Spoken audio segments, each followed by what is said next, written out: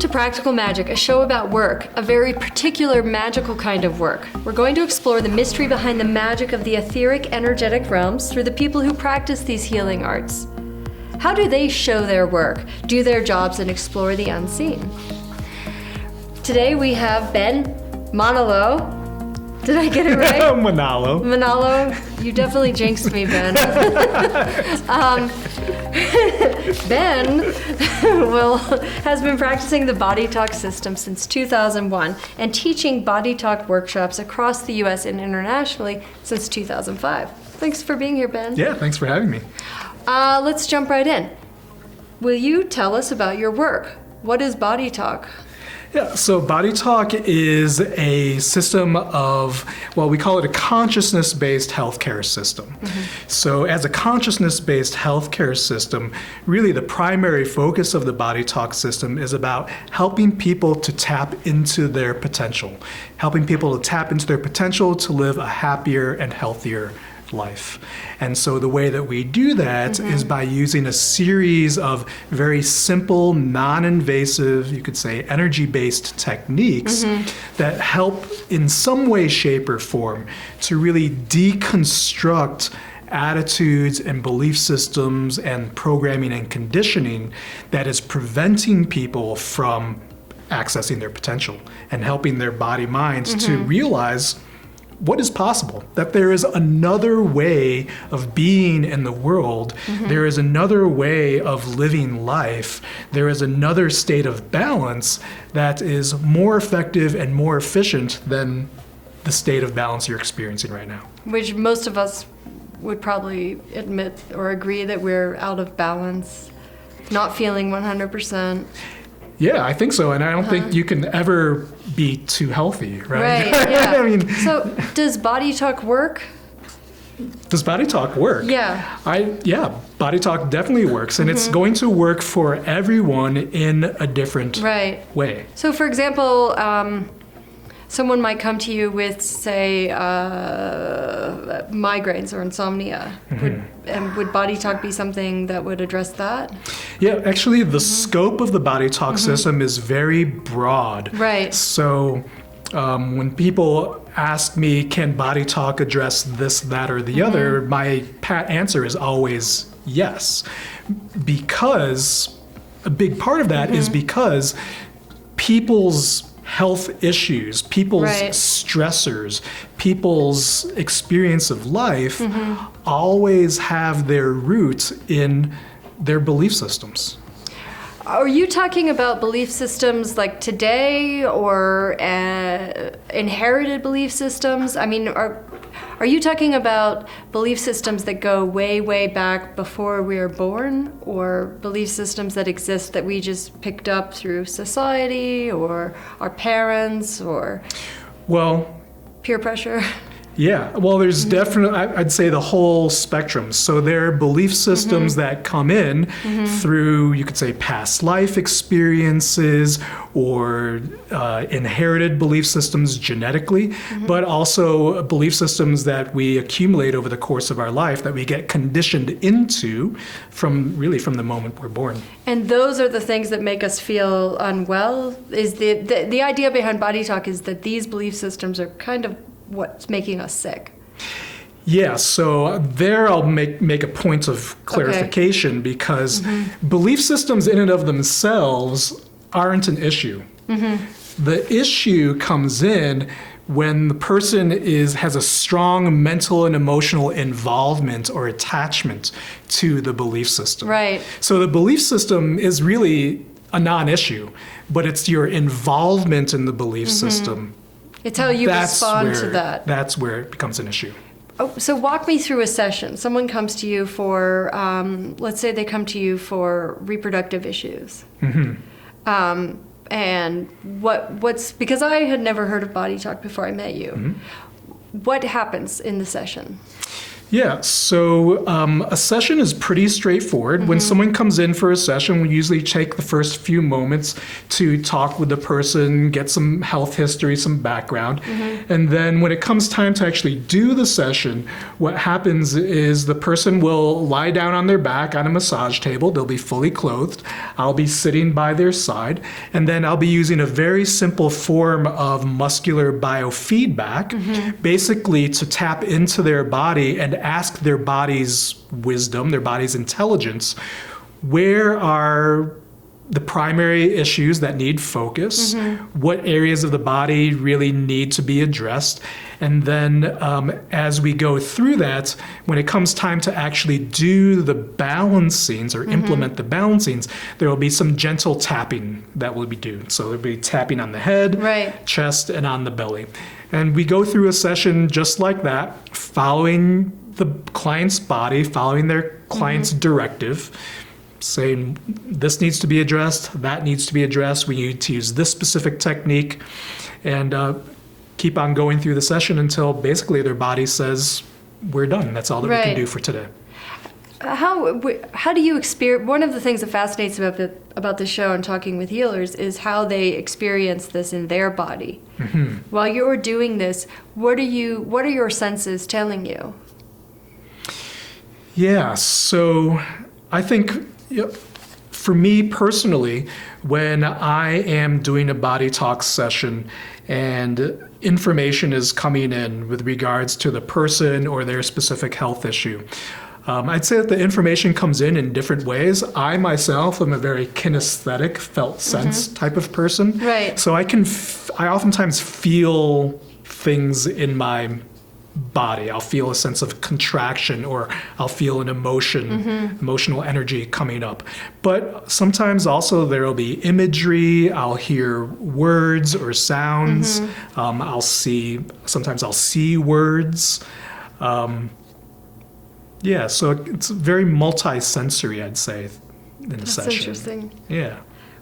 You recently, because I've been to you for sessions, mentioned that the creator of BodyTalk taught you or expanded your repertoire of techniques, right? And the BodyTalk system, and how to do work that heals. It allows cells to communicate instantaneously. Right. And the healing is that much faster. Yes. Can you explain? Yeah, so one of the things I love about the BodyTalk system is that it's always evolving and it's always changing. And the developer of the system, Dr. John Veltheim, is always looking at the latest developments in science and medicine. And in this case, really looking at some of the aspects of quantum physics and how some of those ideas can be incorporated into health and healing and into the BodyTalk system. So in this particular case, the most recent development in the BodyTalk system works with something called torsion fields. So these vortexes of energy. And these vortexes of energy are actually generated all the way down at the level of the DNA. So whenever the double helix of the DNA coils or uncoils, it generates one of these torsion fields. Like a tiny little... Exactly, like a tiny little whirlwind or tornado. And these vortexes of energy, these torsion fields, actually then suck up information from the DNA and then communicate that information to every other strand of DNA within the body. And then...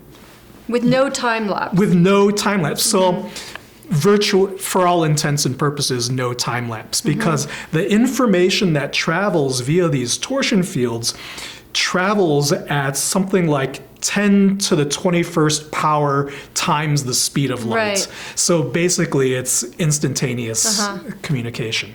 So when people's body minds, when people's cells can actually be communicating instantaneously like that, then it really opens up the potential for some people, in some cases, for instantaneous healing, or at least more rapid healing.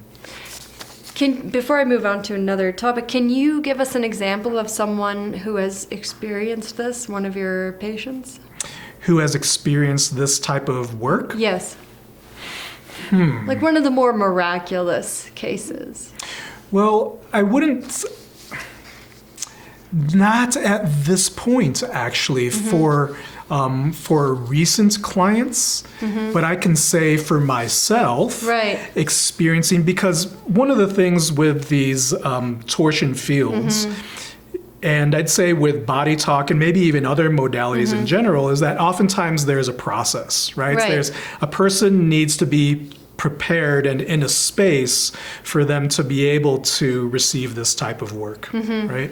So I can speak for myself in receiving this work from John Veltheim when he was here teaching this class, that when he did a session for me that involved these torsion fields, one of the things that happened for me was, one, just an overall sense of feeling much stronger communication throughout my body-mind. I felt like, so here's the analogy for me, is I felt like I was an arrow that was shot from a bow, and I was just going at lightning speed in the direction that I knew I needed to go without getting distracted by anything else going on in my life, by these attitudes and belief systems.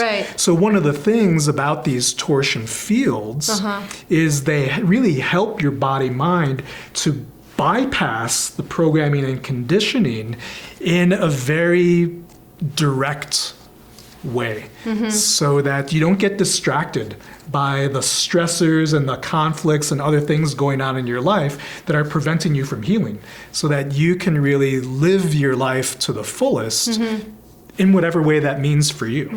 It's very much tailored to the type of healing that the person needs.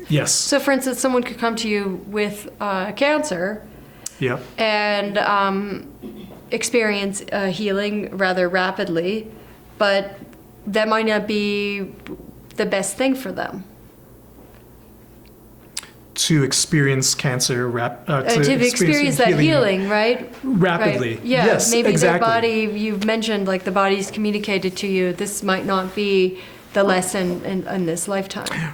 Exactly. So everyone's path is unique. You know, I think for some people in some modalities, the focus is oftentimes on fix the person, get rid of the disease, when that's not necessarily going to be their path or in their best interest. Because as a lot of people know, you know, health issues and various states of dis-ease in and of themselves can be one of the most healing experiences that a person ever has. They can have, you know, extreme, like massive light bulbs or epiphanies go off in their mind as a result of going through a death and dying process, for example. And, you know, expand you that into the bigger picture, that it's not always a person's health issue that they're experiencing isn't always just about them.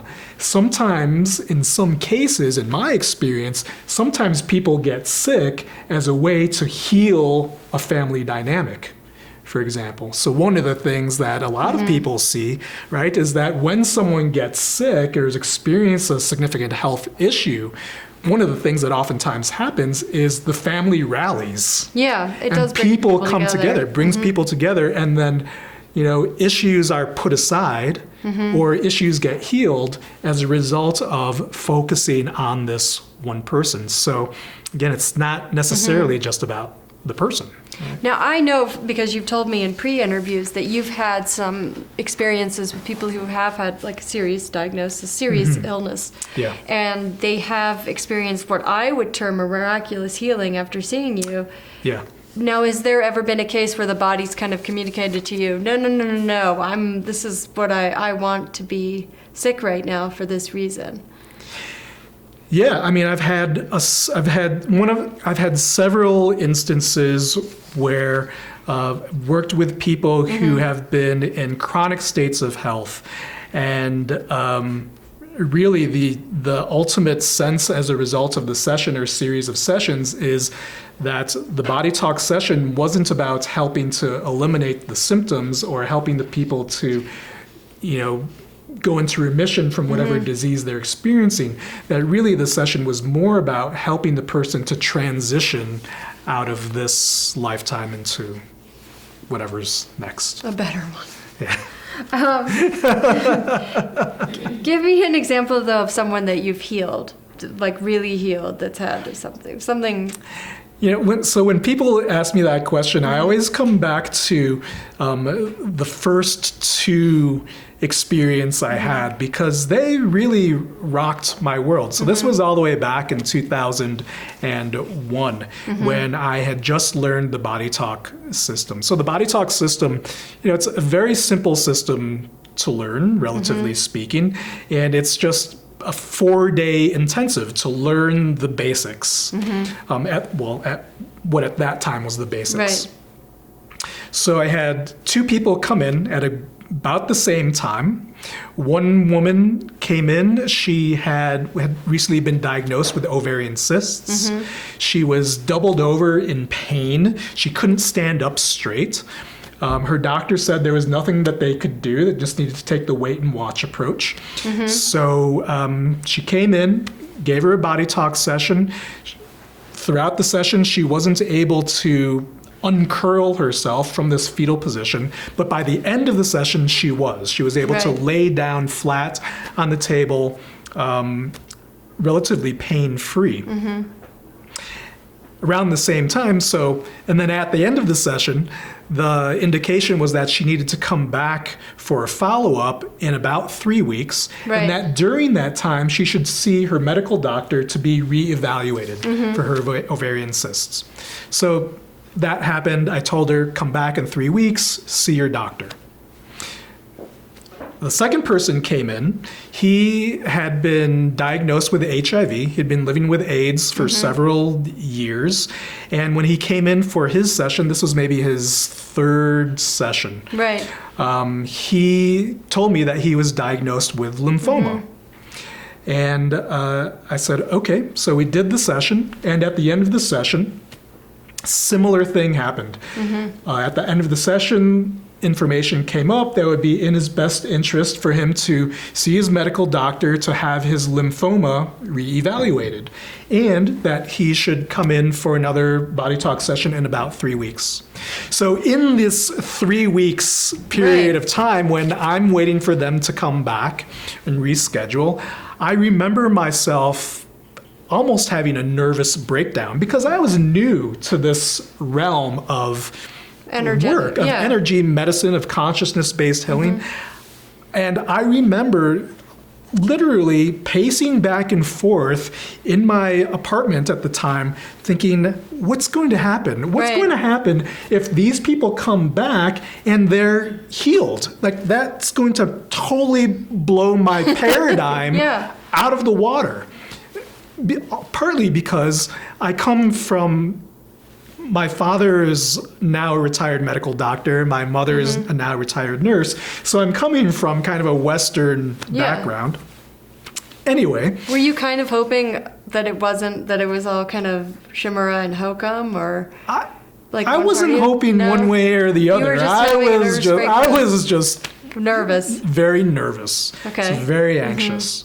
So the woman comes back, she sees me. Right when she sees me, she gives me a big hug, and she says, I just saw my medical doctor, and they said my ovaries are totally clear. And I looked at her with this stunned expression on my face. I was speechless, and I said, wow, that's great. She said, yeah, that's excellent.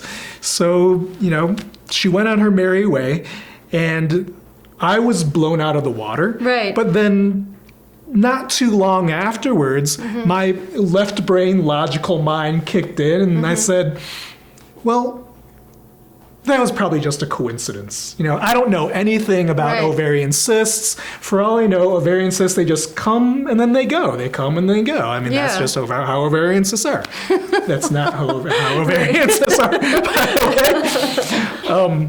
And then this Right. second guy came in, HIV, and he came in for his session.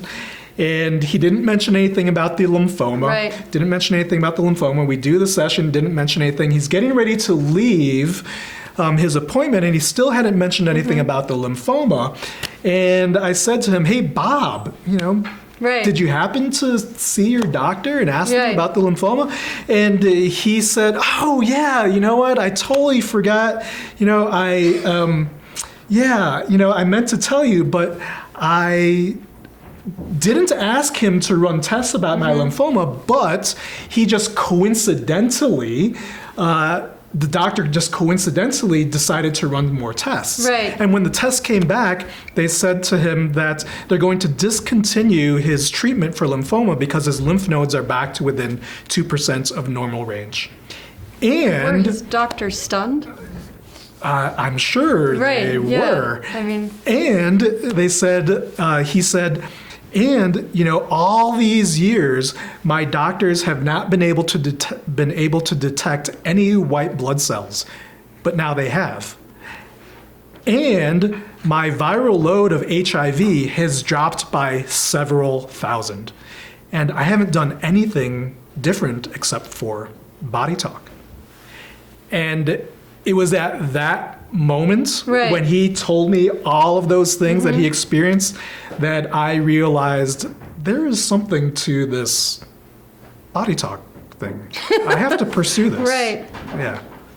I was going to ask you what's magical to you, but that seems magical. Yeah, that is Okay. definitely magical. And I think another thing that's magical to me about the BodyTalk system is watching people go through shifts and changes in their life, in their health, and go through those types of shifts and changes that really help them to tap into their potential. Right. Which to me is what BodyTalk is all about. Helping to be their best.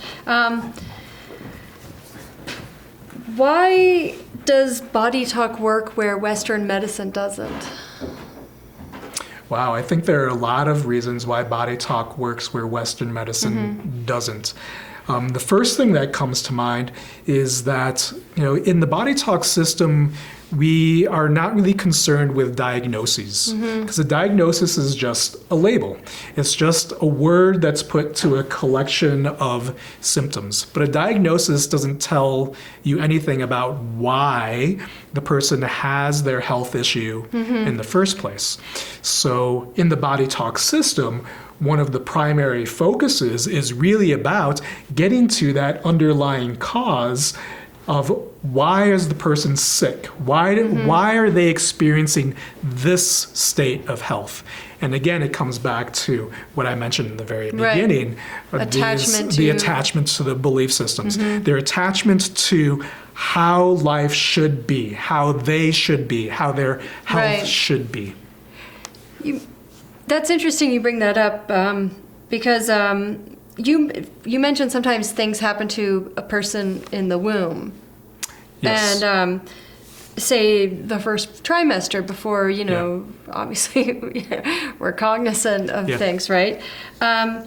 Do you really believe you're getting information that indicates that's an issue the body wants the person to deal with? It just seems so wild to me that could be that something that happens in the first trimester in the outside world, right, that you're not even a part of yet, right, can affect your health, mental or physical, today.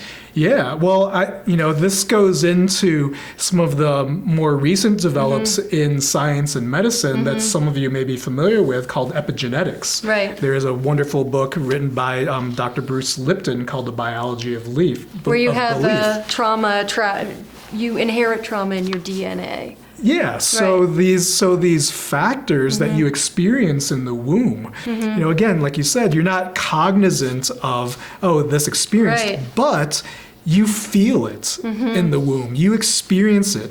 Whatever stressors your mother or your father are experiencing, that gets imprinted into your body, and your body never forgets. Right? Your cells have that memory. Right. So it makes sense that these influences, these traumas really that we experience in the womb, then set us off on a course to experience life in a certain way. And that first trimester is so important because during that first trimester, that's when your central nervous system is being developed. That's when the core part of your nervous system is being developed. And that lays the foundation for the rest of your life. So it could just be one incident or one thought, and that could inform an aspect of a person's, like, say, the way they can't focus, or they have migraines or sinus issues or something more serious. Yeah. Okay. Exactly. What scares you? What scares me? Yeah. In general? Yeah. Or yes, in general. Sure. We can widen that. Yeah. You know, I think the first thing that comes to mind when you say that is being unconscious. Like in a coma? No, in the sense of not being aware of my own issues and my own baggage. I think as a healer, as a practitioner, you know, one of the things that is so important is for us to always be doing the work on ourselves. You're healing yourself constantly. Yeah. Because healing is so, I'm learning the hard way that healing is never one and done. It's an active verb. It's an ongoing process. So I think one of the things that scares me the most is being unconscious, is being unaware of my own baggage, and being stuck in a cycle of victim blame, and as a result, not taking responsibility for myself and my own experience of life. And not getting well because of that. Yes. I hesitated there because different connotations around what it means to be well and health and all of that. But yeah, I'd say that being conscious goes hand in hand with health and healing. Final question. Yeah. We've talked about instantaneous healing, quantum physics, the BodyTalk system. Do you think we'll evolve to a point where we ourselves can communicate with our bodies in the way that you do on this deeper level and do the instantaneous work of healing? For oneself? Or? Yes. Do you think that we can evolve like that we have that capacity? I'm sure we have that capacity, but will we end up evolving? Do you think that's where this is going eventually? Yeah, I mean, I think a big part, ultimately, in my mind, the way I think of health and healing is someone who is fully conscious. You know, in some spiritual realms, they talk about that as someone who is fully self-realized, someone who is awake. And I think that ultimately is the goal, so to speak. Because even so, when you're in that fully conscious state, you can be sick as a dog, dying of cancer, but if you are fully conscious and fully aware, you're not really going to worry so much about that, because you realize you're not this body, you're not this mind, you're not anything really that can be put into any words at all. You're something bigger and more expansive and beautiful. We're more than this. Right, which is great as we get older to know that. Yeah. Well, thank you so much, Ben. Great, thanks, Tania. I really appreciate it. It's such a pleasure. Great, thank you.